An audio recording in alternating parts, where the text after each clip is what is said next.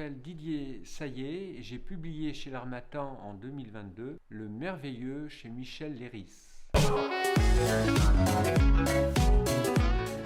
Michel Leiris, qui n'était pas croyant, s'est livré néanmoins à une recherche spirituelle, dont le merveilleux faisait partie, c'est-à-dire percevoir sous la réalité sensible un autre monde.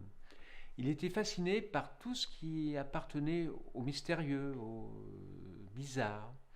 C'est pour cela qu'il s'est intéressé à son enfance, car c'est dans l'enfance que se jouent les premières expériences et se manifestent les productions du merveilleux. Le merveilleux, c'est quand l'individu éprouve de l'étonnement devant un événement qui jaillit devant lui.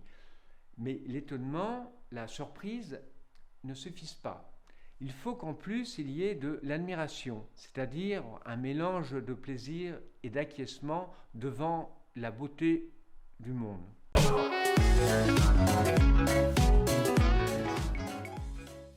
Le merveilleux dont je viens de parler est le merveilleux pur. Mais Leiris s'intéressait aussi au merveilleux sombre. Dans cette catégorie, vous avez l'homme-machine, celui qui fonctionne mécaniquement. L'autre figure qui est proche est le mort-vivant, que l'on appelle aussi le zombie, qui est un mort-vivant qui revient à une vie semi-consciente. Nous avons aussi le fantôme que Leiris perçoit à la suite de sa tentative de suicide chez les malades qui semblent hanter l'hôpital.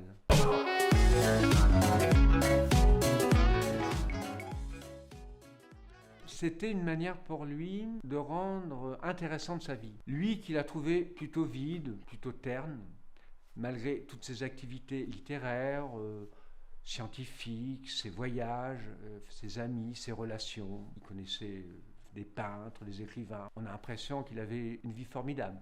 Mais lui, il ne la trouvait pas vraiment très intéressante. C'est pour ça que le merveilleux lui a permis de meubler le vide, de rencontrer des événements qui sortent de l'ordinaire pour illuminer sa vie.